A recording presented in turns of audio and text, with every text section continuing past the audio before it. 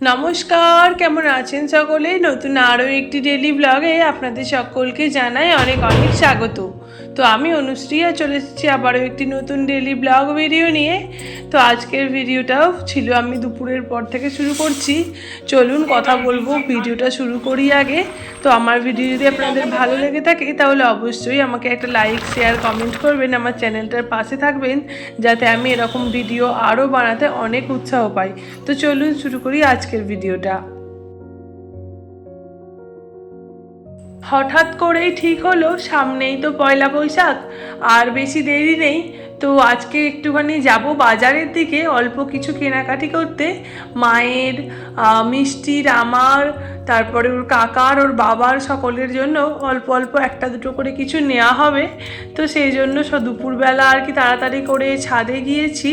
আর ভীষণ রোদ, তার জন্য না গামছাটা একটা মাথায় দিয়ে গিয়েছি, কারণ প্রচুর রোদ, এত রোদ বেরিয়েছে এই কদিন। বেশ কয়েকদিন ঠান্ডা ঠান্ডা ওয়েদার ছিল, মেঘলা ওয়েদার ছিল, তারপরে আবার এই দুদিন রোদ বেরিয়েছে। যাই হোক, তো এদিকে আমি সমস্ত জামা কাপড়গুলো তুলে নিয়ে চলে আসছি। এরপরে এগুলোকে গুছিয়ে নিই, সমস্ত কাজগুলো করে নিই, কারণ একটু দুপুরই বেরোবো। দুপুর বলতে কি ওই 4টা, 4:30 নাগাদ এরকম বেরোবো, কারণ সন্ধ্যের মধ্যে তো আবার ফিরে আসতে হবে, কারণ মিষ্টিকে খাওয়ানো আছে, রান্না বান্নার কাজ আছে, অনেক কিছু আছে। যাই হোক, তো আমি এদিকে তাড়াতাড়ি করে কাজগুলো করে নিচ্ছি। জামা কাপড়গুলো শুকিয়েও গিয়েছে, সেই জন্য রোদ থেকে তুলে নিয়ে চলে আসছি, আর ছাদের দরজাটাও দিয়ে দিলাম। এই পয়লা বৈশাখের দিনটা না, যখন ছোট ছিলাম ভীষণ আনন্দ করে কাটাতাম। এত মজা হতো, এত আনন্দ হতো।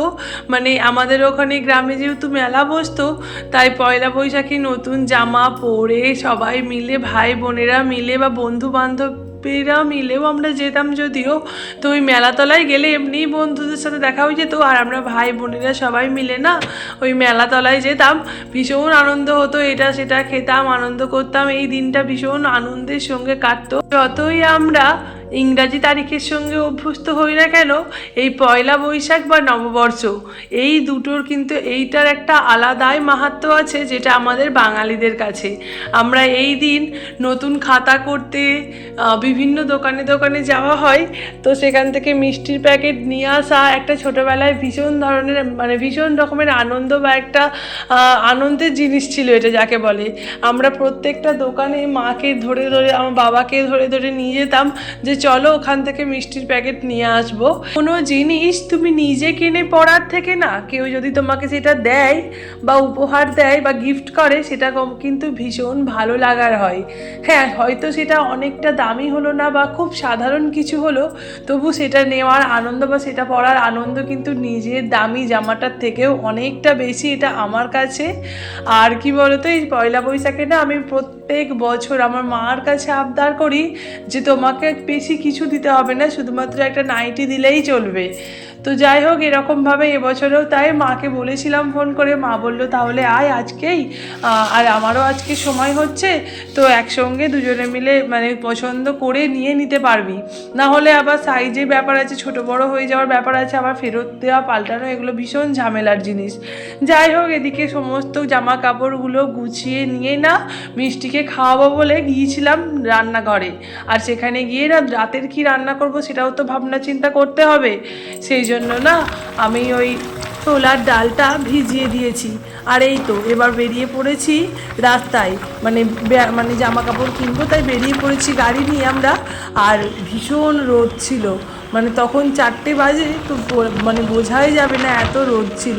তো এই জন্য না মিষ্টিকে ওই সানগ্লাসটাও পরে দিয়েছিলাম, আর আমিও পরে নিয়েছিলাম। আর বিকালের দিকে এত সুন্দর সূর্য উঠেছিল, সূর্য অস্ত যাচ্ছিল, তো সেটা একটুখানি তোমাদের সঙ্গে শেয়ার করলাম। আমি বেশ কয়েকটা ভিডিও করেছি, সূর্যের লাল আভাটা ভীষণ সুন্দর লাগছিল দেখতে। আর তারপরে না আমরা যেখানে গিয়েছিলাম বাজারে, ওর কাছাকাছি আমার মাসি শাশুড়ির বাড়ি, তাই সেখান থেকে ওই 8 ঘন্টার জন্য একটু ঘুরে দেখা করে গল্প করে চলে এসেছি। একই জায়গায় যাচ্ছি, এদিকে মাসিমণির বাড়ি যদি না যাই মাসিমণি তো রাগ করবে না, তো সেই জন্যই যাওয়া। আর এদিকে আমরা চলে এসেছি এবার দোকানে, জামা কাপড়গুলো দেখতে, কিনতে, নিতে, এগুলোতেও তো অনেকটা সময় লাগবে। এদিকে মিষ্টির জন্য না কয়েকটা টেপ জামা দেখছিলাম। এই তো গরম পড়ছে, মোটা মোটা জামাগুলো তো আর পরতে পারবে না। যাই হোক, আর ভিডিওটা বেশি বড় করছি না। এখানে বিভিন্ন জায়গায় সেলে জামা কাপড় বসেছে জানো তো। এই সেলের জিনিসগুলো না আমি অত কিনতে পারি না, মানে দেখে শুনে নিতে হয় তো, মনে হয় যেন ছেঁড়াই বেরোবে, আমি অত ভালো করে দেখে নিতে পারি না। তাই আমরা পুরোপুরি মেন দোকানে ঢুকে গিয়েছিলাম আর সেখান থেকেই জামা কাপড় নিয়েছিলাম। আর এদিকে চলে এসেছিলাম বরের জামা কাপড় নিতে একটা লেডি মানে জেমস কর্নারে। সেখান থেকে ওর গেঞ্জি প্যান্ট এগুলো নিয়েছে, তোমাদের সঙ্গে অন্য একদিন শেয়ার করব। এবার চললাম বাড়ি। তাই না অনেক দোকান বসেছে, সমস্ত জায়গায় চৈত্রের সেল চলছে।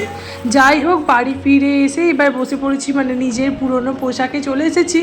মিষ্টিকেও ছাড়িয়ে দিয়েছি বাইরের জামাটা, আর এখন না ওকে একটুখানি খাওয়াবো। অনেকক্ষণ হয়ে গেছে বাইরে থেকে ঘুরে এসেছি, এবার একটু না খাওয়ালেই নয়।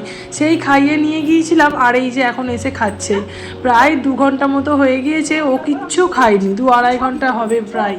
যাই হোক, তো এখন মিষ্টিকে খাইয়ে নিয়ে এবারে রান্না করব।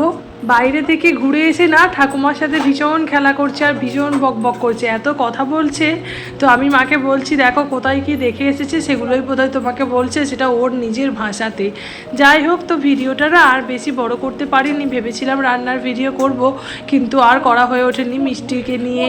তারপরে তাড়াহুড়োর মধ্যেও করা হয়ে ওঠেনি। যাই হোক, মিষ্টিকে এখন খাইয়ে দাইয়ে একটু আদর করে দিচ্ছি, এরপরে ওকে ওর ঠাকুমার কাছে দিয়ে দেব। আর তারপরে তোমাদের সঙ্গে দেখা হচ্ছে রাতের বেলা। মশারির ভেতরে ওর ঠাকুমাকে যেতে দেবে না ঘর থেকে। যাই হোক, ভিডিওটা আপাতত এখানেই রাখছি, তোমাদের সঙ্গে দেখা হবে নেক্সট ব্লগে। আজকের মতো টাটা।